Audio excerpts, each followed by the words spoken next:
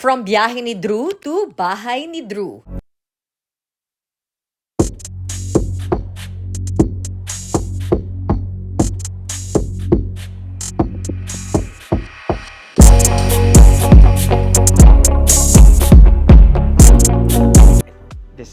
I love this place. Kumusta siya bilang family man?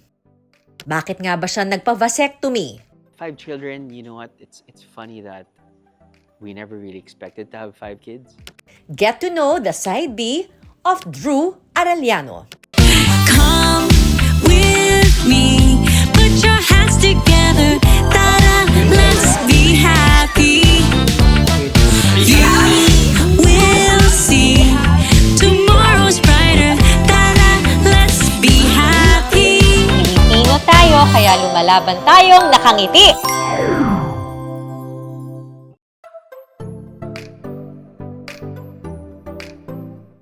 Bahay ni Drew. Paano kaya naka-inspire yung mga biyahe niya?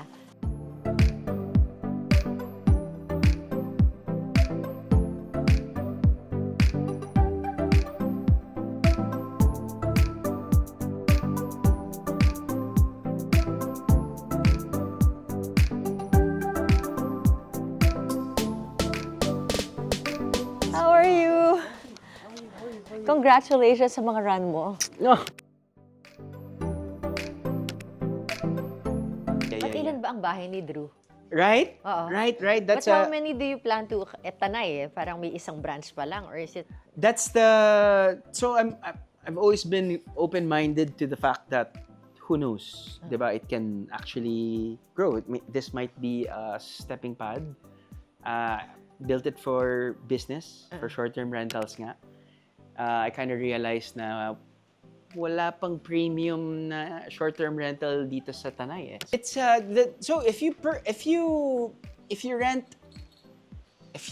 the whole place pretty much it. And it has full board meals. I'm not sure if you met already my manager / chef and my road manager for 20 years under Tito Boy. Oh! Yeah. So kasama mo na sila forever? Forever. He really has this passion for cooking. So medyo ginamit ko lang yung passion niya for cooking. But oh my Gular, giving me an idea. O sige, so ngayon, pero tumitira rin kayo dito, for sure. absolutely. I mean, Sayang I love this place. This is the bonus room. It can be an office, pull-out sofa. Yeah. So this is also a room. If you have a meeting and ang maganda dito, kunwari daw, nirent nyo, may kailangan magtrabaho, meron Tama. siyang quiet space. Quiet space. Tapos ito, gano'ng kalalim tong pool? This is ano lang yan? Pero enough for nakakakuha ka ng workout mo dito? Yes, absolutely. Kahit na maiksi lang yan, probably like 13 meters, 14 meters. For people who actually wanna, cook themselves, walang problema. We're totally complete. Mind you, by the way, this is 100% solar powered. The main house has a separate solar system. Yes. Our staff house also has their own. Ang gaganda nung gamit. Oo. Well, these are the stuff that we use at home, and this is my home, so I want to share it with people who appreciate. Ilang bedrooms to? So we have 4 bedrooms. So we can go upstairs. Tayo sa taas, Yeah, we sige. can go upstairs. The kids don't really stay here because they stay with us. But yeah, each you got your bathroom. Galing. Pero pag maraming pamilya, ilan ang kaya i-accommodate? 20 packs is our limit. You just open this. Those are the solar panels. Ito, pinagsama namin Queen because this is where we sleep. Sama-sama pa rin kayo? Oo, sama-sama pa rin kami. Ito yung bathroom with a view na kahit nakaubad ka, wala naman sigurong unggoy na tumitingin. Oy, ang ganda! But the main villa is actually that one because parang it's your own villa. The heads of the families you would probably want to isolate themselves there maybe. I don't know. They have their own thing. Ang So ganda. yeah, this is your You own. know what? Ang maganda dito, kunwari, merong isang tao na gusto ng ganitong lifestyle, Yeah. you don't have to build it yourself. And then, just for a few nights, di ba, hindi naman talaga... That's true. And then that's why I kind of feel na parang we have a market because I also want to rent something like this for a night or for the weekend. Dahil nasa bahay tayo ni Drew, Yes. utang pala ang bahay ni Drew. Yes, of course. Dapat hindi matakot mga tao kumuha ng loan Ah. specifically. So that's how I think. Pero paano ba umutang? Sabi nila, ang dami, lahat tayo parang puro utang, walang ipon. Hindi. Ano ba ang tamang utang? I think very very subjective yan eh. 'Di ba? Very relative yan kung anong posisyon, kung sino man yung nag-uutang at kanino ka umuutang. At para saan yung inuutang At mo? para saan yung inuutang mo. Ito, construction loan, dahil alam namin na kikitain mo yung hinihiram mong pera. So, it's easy to justify the loan as compared to, and this is just me, as compared to building a big house and you're not earning from it.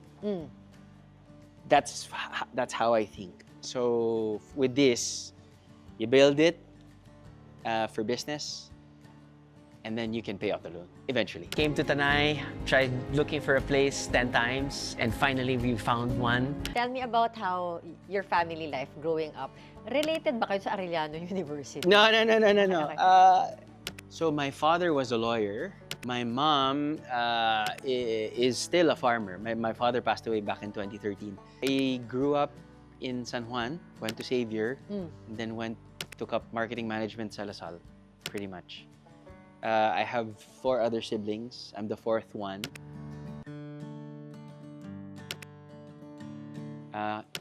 Lahat sila wala na dito. Oo nga, nabasa ko nga. Nasa na sila?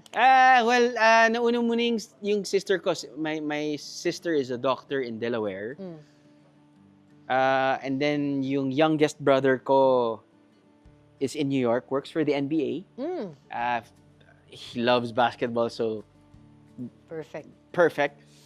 My older sister is a teacher in Auckland, New Zealand. And my eldest brother just moved to Madrid. So ako na lang natira dito. Pero para umalis ka ng bahay sa Pilipinas ng 20 years old, anong dahilan? Alam mo, hindi ko rin alam kung bakit, pero feeling ko it's just part of my personality to go out there and explore. Pasok nga yung biyahe ni Drew dahil Actually. nilapag lang nila yan sa harapan ko na parang ako, ha? Oh, wow, okay. Nung pinayagan akong lumipad mag-isa papuntang States when I was 13 years old, parang ako lang mag-isa eh. So ngayon, nare-realize ko na baka nga he felt na, kaya na to ng anak ko. So how is it now na wala si papa mo? Was it hard for you? Yeah, oo naman. Lahat naman kami magkakapatid. Syempre di ba? Best friend mo yung super close. tatay. Oo, pero he enjoyed kasi his life too much eh. Syempre, may sacrifice yan. What do you mean? Diba? Kain? Enjoy? Mula grade school, high school, kain, alam mo na, all the vices na Alam na din yan naman ng mga tropa niya na nakakausap ka pa rin ngayon. Yeah, your dad was, the life of the party and ganyan-ganyan. So, as a dad naman, Yeah. sabi mo, priority mo palagi ang pamilya at easy food. Not really. I'm just kidding. I'm Nakagalit. just kidding. Nabasa ko 7 p.m., you really have to be home na agad. No. 7 p.m. Even before 7 p.m. 7 p.m. is... So, 4:30 or 5 p.m. is when I eat my dinner. Bakit ang aga? Because we sleep early eh. 7 o'clock, I do my walking outside. 7:30, I take a bath with the kids. By 8 o'clock, in bed na kami. Disiplina yun Sa akin, paano ba to? Okay. You know what helped me? Ah. Well, back in the day, talagang maaga na ako natutulog at nagigising. Naalala ko nung yung dad ko would go to Unimart, Green Hills. may walking yan eh. Ako yung nagigising ng maaga sa mga kapatid ko. Talagang sumasama na ako. Oh, Oo, nice. talagang sumasama na. Apparently, nung buntis yung nanay ko, yung nasa loob na ako, naglalakad na sila doon. So parang, I'm not sure if that's connected. Yeah. But you know what really solidified that schedule, maybe my circadian rhythm, was the, I guess, structured training pagdating sa triathlon.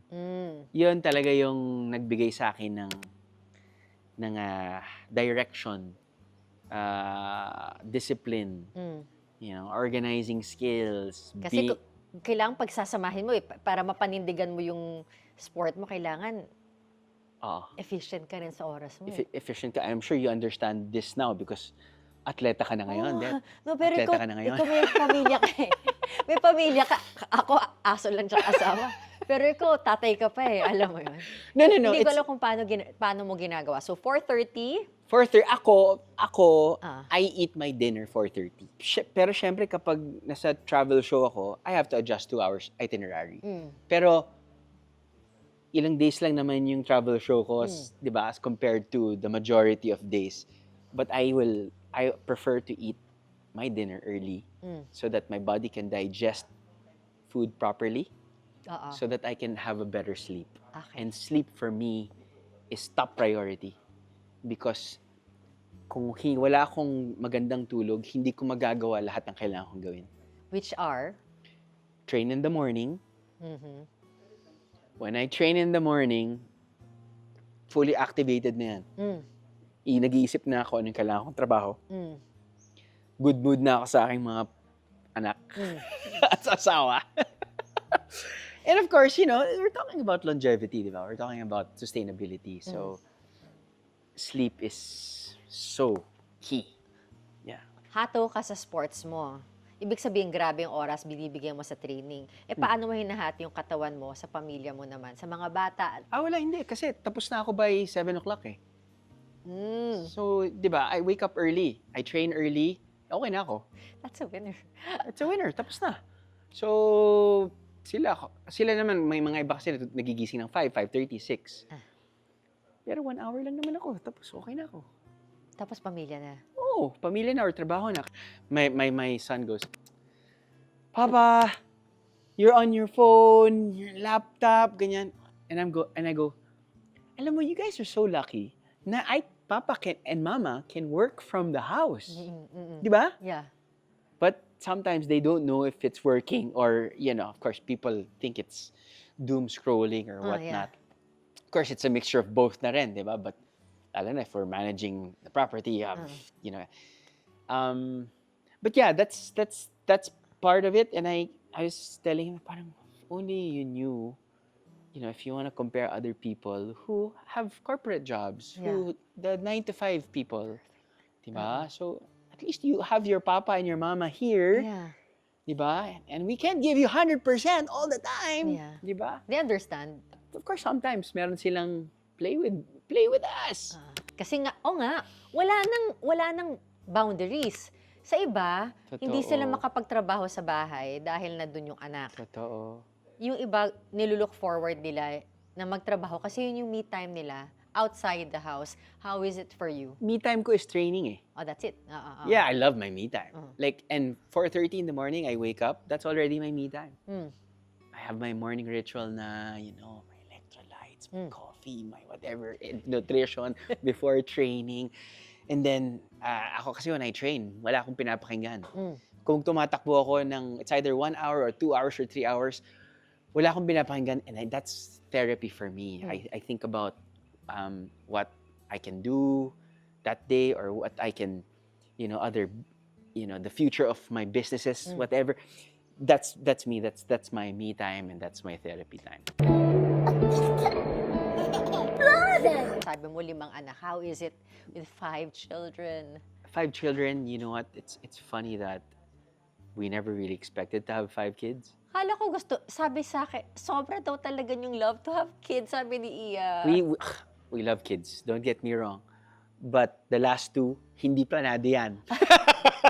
Kaya nagpa-snip-snip na tayo di ba? But, pero what a blessing. What a blessing. Super. Lalo na nakita namin growing up and how when they wake up, meron na silang kalaro. Head, shoulders, knees and toes. Can you talk about them individually? Ano yung relationship mo sa bawat isa sa anak mo? Of course, each kid will have a different personality. Primo, the eldest, 9 years old. Ano yan? He's so into dancing now. G-Force. He is the overthinker.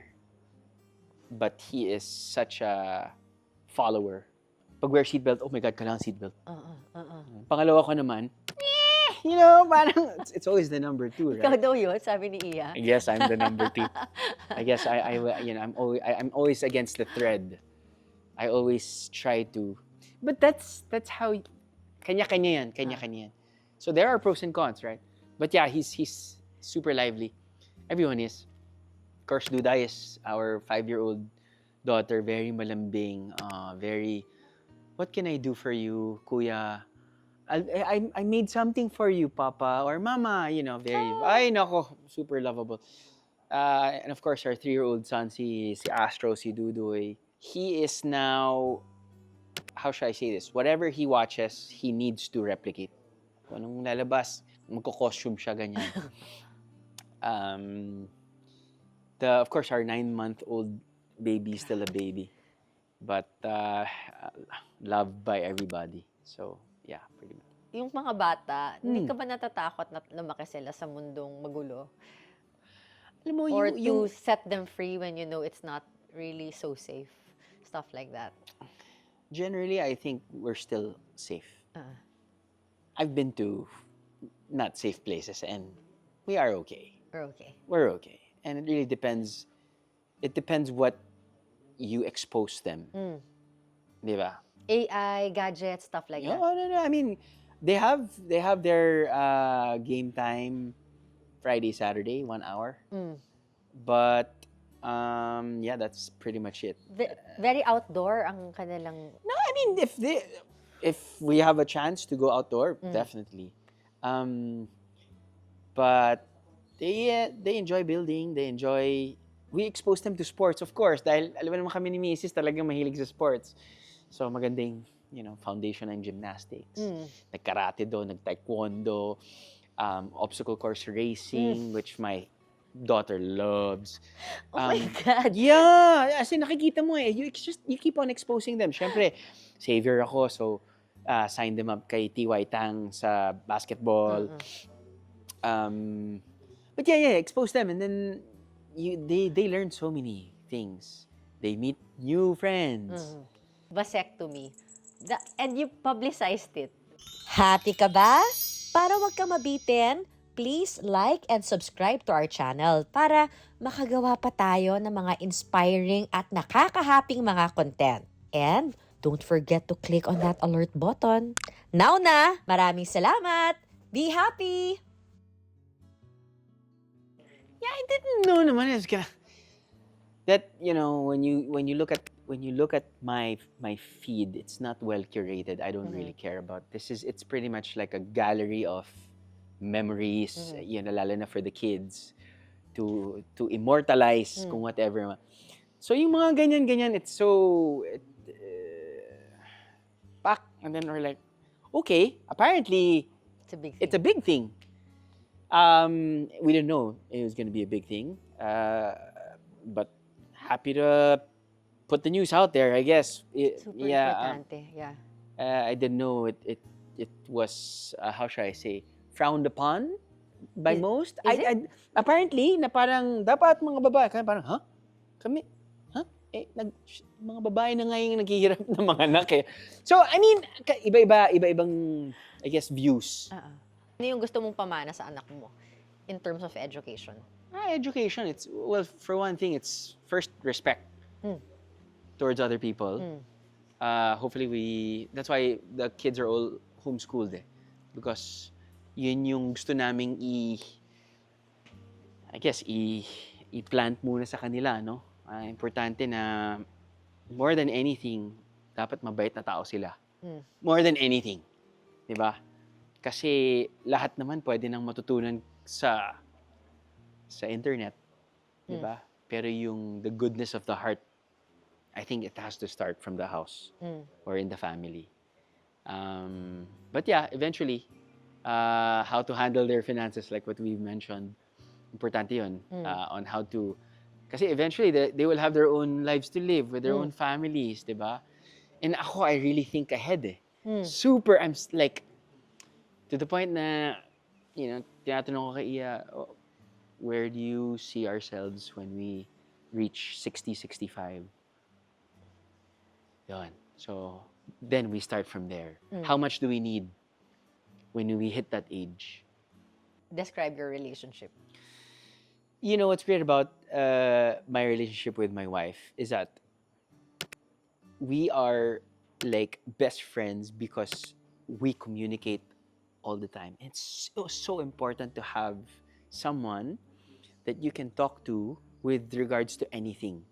Na kunyari maliliit na bagay na na kailangan namin pag-usapan, na parang, uy, sinabi mo kanina medyo na tamaan ako ng, we talk about those things. And what's great about our relationship is that we value our dates, lalo na now because we have kids already and we're preoccupied, di ba?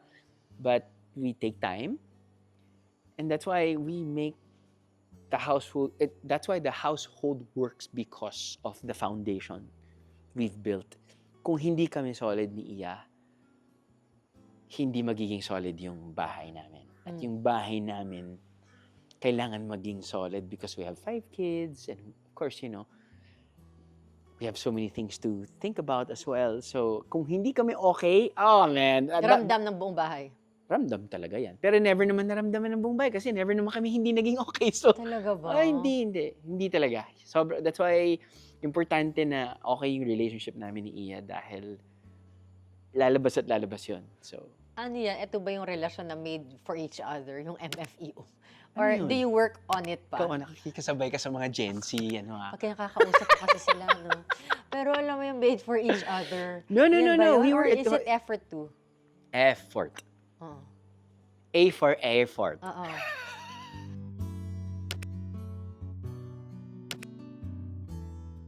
Yung bahay, iba daw yung sa tahanan. Okay. Describe your tahanan. Tahanan is, paano ba to? Automatically, when we train in the morning, automatically good vibes kami. So, yung nadadala namin sa bahay, walang masamang you understand where I'm coming from, di ba? I'm sure, lalo na now, di ba? Oo. After you work out, there's dopamine eh. Happy hormones. You have happy hormones. It's easier to, automatically, when we train in the morning, automatically good vibes kami. So, yung nadadala namin sa bahay, walang masamang you understand where I'm coming from, di ba? I'm sure, lalo na now, di ba? Oo. After you work out, there's dopamine eh. Happy hormones. You have happy hormones. It's easier to think. Mm. You're sharper. I'm more creative with business. You're just a happy person towards everybody. Exactly. You're a lighter person. So, ganun. So, yun yung tahanan namin. Masaya. Kahit magulo. Pero magulo dahil masaya. So,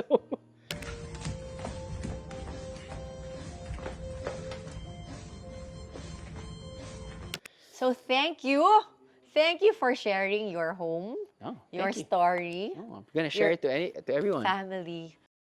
Be happy. You will see tomorrow's brighter